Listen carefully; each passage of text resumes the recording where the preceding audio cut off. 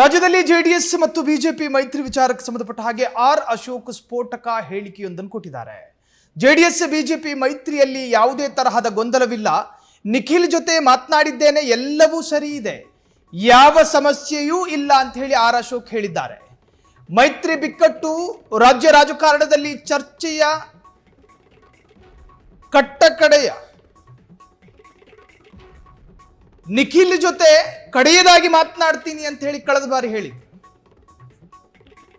JDS ಮತ್ತು BJP ನಡುವಿನ ಬಿರುಕು ವಿಚಾರಕ್ಕೆ ಸಂಬಂಧಪಟ್ಟ ಹಾಗೆ ಒಂದಷ್ಟು ಪುಷ್ಟಿ ಕೊಡುವಂತಹ ಹೇಳಿಕೆಗಳನ್ನ ನಿಖಿಲ್ ಕುಮಾರಸ್ವಾಮಿ ಕೊಟ್ಟಿದ್ರು. ಆದ್ರೆ ಈಗ ಆರ್ ಅಶೋಕ್ ಅದಕ್ಕೊಂದು ಕ್ಲಾರಿಟಿ ಕೊಟ್ಟಿದ್ದಾರೆ. ನಮ್ಮ ಮೈತ್ರಿ ಸಂಬಂಧದ ನಡುವೆ ಯಾವುದೇ ತರಹದ ಬಿರುಕಿಲ್ಲ, ಅಸಮಾಧಾನಗಳಿಲ್ಲ, ನಮ್ಮಲ್ಲಿ ಅಪಸ್ವರ ಭಿನ್ನರಾಗಗಳಿಲ್ಲ. ನಾವು ಮೈತ್ರಿ ನಿಯಮಗಳನ್ನ ಉಲ್ಲಂಘನೆ ಮಾಡುವವರಲ್ಲ.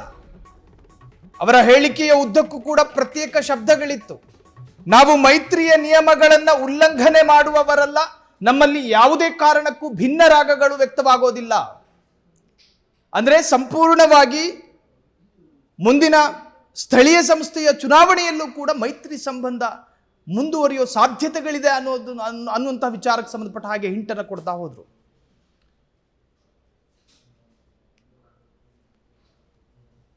ಈ ಹಿಂದೆ ಕುಮಾರಸ್ವಾಮಿಯ ಬಳಿಯೂ ಕೂಡ ಸುದೀರ್ಘವಾದಂತಹ ಚರ್ಚೆಯನ್ನು ನಡೆಸಿದ್ದೀವಿ. ಮೈತ್ರಿ ವಿಚಾರವಾಗಿ ಹಾಸನದಲ್ಲೂ ಒಂದು ಜೆಡಿಎಸ್ ಮಹಾಸಮ್ಮೇಳನ ನಡೆಸುತ್ತೆ. ಆ ಸಂದರ್ಭದಲ್ಲಿ ಮಾಜಿ ಪ್ರಧಾನಿಯಿಂದ ಹಿಡಿದು ಮಾಜಿ ಮುಖ್ಯಮಂತ್ರಿ ಜೊತೆಗೆ MLC ಸೂರಜ್ ರೇವಣ್ಣ, ಇನ್ನು ಜೆಡಿಎಸ್ನ ರಾಜ್ಯ ಯುವ ಘಟಕದ ರಾಜ್ಯಾಧ್ಯಕ್ಷ ನಿಖಿಲ್ ಕುಮಾರಸ್ವಾಮಿ ವರೆಗೂ ಕೂಡ ಹೇಳಿದ್ದು ಮುಂದಿನ ಬಾರಿ ಮುಖ್ಯಮಂತ್ರಿ ಸ್ಥಾನ ಇರುವುದಾದರೆ ಅದು ಕುಮಾರಸ್ವಾಮಿ ಅವರಿಗೆ ಅನ್ನುವ ಅರ್ಥದಲ್ಲಿ. ರಾಜ್ಯದಲ್ಲಿ ಎಲ್ಲೋ ಒಂದು ಕಡೆ ಒಕ್ಕಲಿಗರ ವಿಶ್ವಾಸವನ್ನ ಗಳಿಸೋ ಪ್ರಯತ್ನ ಜೆಡಿಎಸ್ ಹಾಸನದಲ್ಲಿ ಮುನ್ನುಡಿ ಹಾಕ್ತಾ ಇದೆ ಅನ್ನೋ ರೀತಿಯಲ್ಲಿ ಚರ್ಚೆಗಳಾಗಿತ್ತು. ಈ ಎಲ್ಲ ಗೊಂದಲಗಳು ಒಂದೊಮ್ಮೆ ರಾಜ್ಯದಲ್ಲಿ ಮೈತ್ರಿ ಸಂಬಂಧ ಮುರಿಯುತ್ತೆ ಅನ್ನೋ ಚರ್ಚೆಗೆ ಕಾರಣವಾಗಿತ್ತು.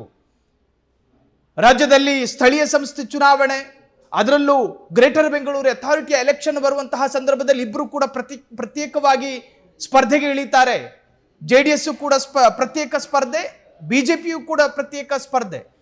ಎರಡು ಪಕ್ಷದಲ್ಲಿ ಮೈತ್ರಿ ಮುಂದುವರಿಯೋದಕ್ಕೆ ಸಾಧ್ಯವೇ ಇಲ್ಲ ಅನ್ನೋ ಅರ್ಥಕ್ಕೆ ಬಂದಿತ್ತು. ಆದ್ರೆ ಈಗ ಆರ್ ಅಶೋಕ್ ಅದಕ್ಕೊಂದು ತಿಲಾಂಜಲಿ ಇಟ್ಟಿದ್ದಾರೆ. ನಮ್ಮಿಬ್ಬರ ನಡುವೆ ಯಾವುದೇ ತರಹದ ಭಿನ್ನಾಭಿಪ್ರಾಯಗಳಾಗಲಿ, ಯಾವುದೇ ತರಹದ ವೈಮನಸ್ಸುಗಳಿಲ್ಲ, ಇನ್ನು ಮೈತ್ರಿ ನಿಯಮಗಳನ್ನು ಉಲ್ಲಂಘನೆ ಮಾಡೋದಿಲ್ಲ, ನಮ್ಮಿಬ್ಬರಲ್ಲೂ ಕೂಡ ಎಲ್ಲ ತರಹದ ಸಹಮತಗಳಿದ್ದಾವೆ, ನಾವು ಮೈತ್ರಿಯನ್ನ ಮುಂದುವರಿಸಲಿದ್ದೇವೆ ಅಂತ ಹೇಳಿ ವಿಪಕ್ಷ ನಾಯಕ ಆರ್ ಅಶೋಕ್ ಸ್ಪಷ್ಟಪಡಿಸಿದ್ದಾರೆ.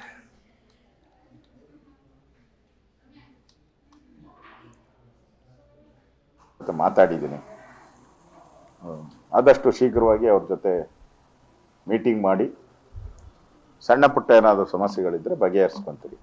ಮತ್ತು ಕೇಂದ್ರದ ನಾಯಕರು ಕೂಡ ಈಗ ನಿಯೋಜನೆ ಆಗಿರೋದ್ರಿಂದ ಅವರು ಕೂಡ ಅಲ್ಲೇ ಡೆಲ್ಲಿಯಲ್ಲೇ ಅವ್ರ ಜೊತೆ ಎಲ್ಲ ಮಾತಾಡ್ತಾರೆ. ಆ ಥರದ ಮೇಜರ್ ಪ್ರಾಬ್ಲಮ್ಸ್ ಏನೂ ಕಾಣಲ್ಲ ನಮಗೆ. ಸುಸಲಿತವಾಗಿ JDS ಜೊತೆ ಯಾವುದೇ ಸಮಸ್ಯೆ ಇಲ್ಲದೆ ಹೊಂದಾಣಿಕೆ ಆಗುತ್ತೆ. ಮತ್ತು ಅದನ್ನು ತೀರ್ಮಾನ ಮಾಡುವಂಥದ್ದು ನಾವಲ್ಲ, ಅದನ್ನು ತೀರ್ಮಾನ ಮಾಡುವಂಥದ್ದು ನಮ್ಮ ರಾಷ್ಟ್ರೀಯ ನಾಯಕರು.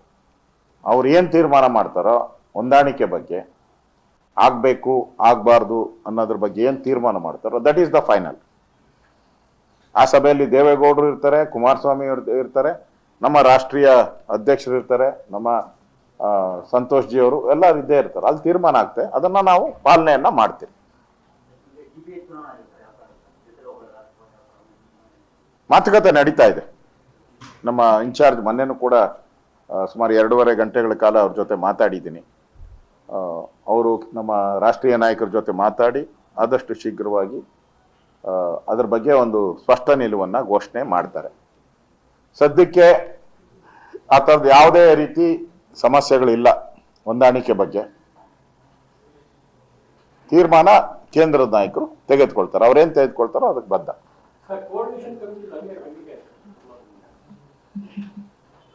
ಅದಕ್ಕೆ ಡೆಲ್ಲಿಯಿಂದ ಬಂದಿದ್ದಾರಲ್ಲ, ಈಗ ರಾಮ್ ಮಾಧವ್ ಅವರು ಬಂದಿದ್ದಾರೆ. ಅವರು ಕೋಆರ್ಡಿನೇಷನ್ ಮೀಟಿಂಗ್ ಕರೀತಾರೆ, ಅದರಲ್ಲಿ ನಾವು ಕೂಡ ಇರ್ತೀರಿ, ಮಾತಾಡ್ತೀರಿ.